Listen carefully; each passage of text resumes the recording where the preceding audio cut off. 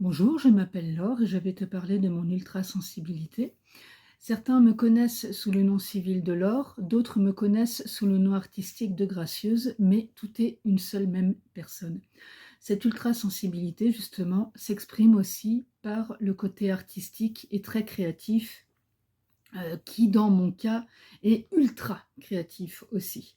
Ce qui fait que j'ai créé ce personnage d'autrice complètement loufoque, très très faux-folle, ce qui me correspond aussi quand on me connaît un peu mieux, mais ce n'est pas forcément la première facette que je montre quand on commence à me côtoyer. J'ai même parfois tendance à avoir l'air assez réservé.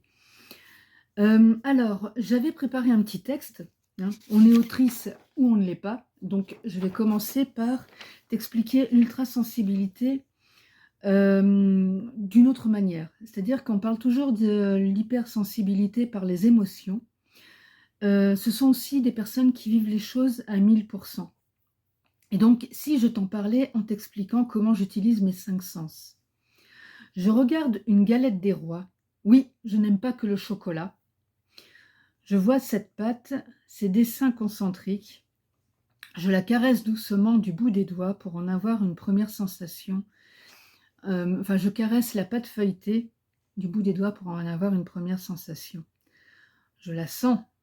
La petite odeur d'amande, d'œuf et de beurre qui sont prêtes à fondre sur mes papilles. La salive monte, pour moi aussi. Je croque dedans pour l'entendre croustiller sous mes dents. Avoue que tu as l'image et le goût dans la tête.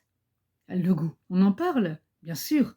C'est le meilleur moment de cette dégustation ultrasensible, où tous tes sens sont décuplés et tes messages neuronaux sont si nombreux et si rapides qu'ils passent le Mach 1. Vitesse de la lumière. Eh bien, tu vois, l'hypersensibilité, c'est ça. Tu vis tout de manière beaucoup plus intense. Et si tu n'aimes pas la galette des rois, imagine la même scène avec ton plat ou ton dessert préféré.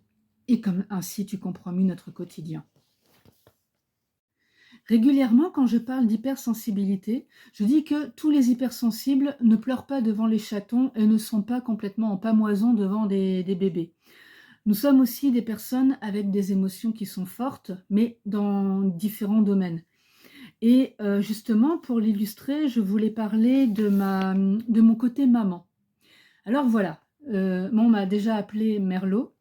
Au boulot, on m'a aussi dit, voilà, toi, t'es une maman. Donc, je n'étais pas maman biologiquement, au sens biologique du terme à l'époque. Mais par contre, c'est vrai que j'allais alerter à chaque fois en disant, oui, mais tu comprends, il y a un problème dans l'équipe et tout. Et voilà, alors donc le chef m'envoyait en disant, bah, allez, va les voir un petit coup, va leur faire un câlin, ça va leur faire du bien. Et comme ça, tu vas pouvoir un peu apaiser l'histoire.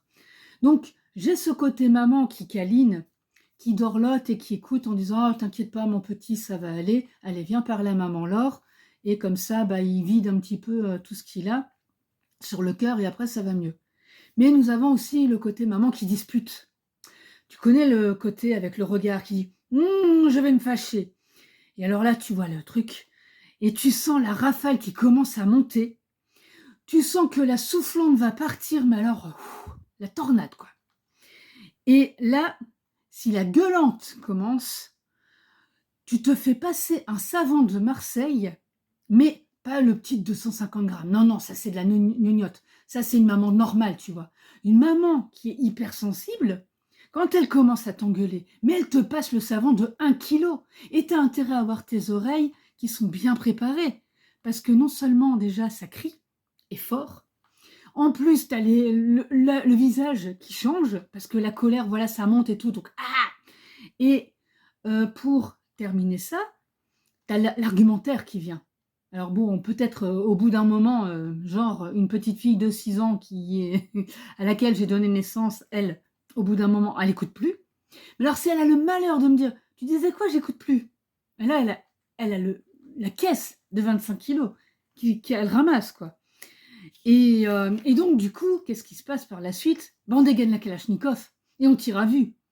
Et si ça se passe dans la rue ou un endroit public et qu'il y a une personne qui a le malheur de me regarder d'un sale œil en l'air de dire mais comment elle parle à cette petite fille, il faut savoir que tout ce que j'ai contenu, que je n'ai pas dit à cette petite fille qui n'a que 6 ans, par exemple, eh ben, je vais le ressortir sur l'autre personne qui a eu le malheur de venir se mêler de ce que je viens de dire. Ça aussi, c'est l'hypersensibilité. C'est-à-dire que on parle toujours de l'émotion, des émotions qui nous traversent et tout, mais nous avons des émotions qui sont décuplées. Et donc, par moments, on arrive à les maîtriser, et par moments, on ne les maîtrise plus. Et là, quand on les laisse se déchaîner, bon courage.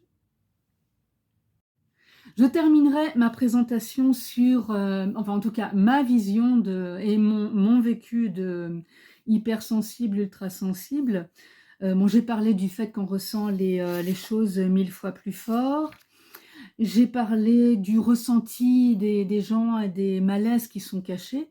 Moi, un quart de seconde, hein, je vois un truc, pim, le détail qui tue. Je ne sais pas si je suis la seule à l'avoir vu, mais en tout cas, moi, je l'ai détecté.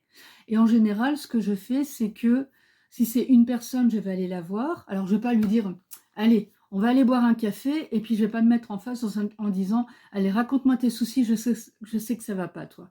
Je vais y aller quand même de manière un peu plus diplomate. Si, je peux être diplomate.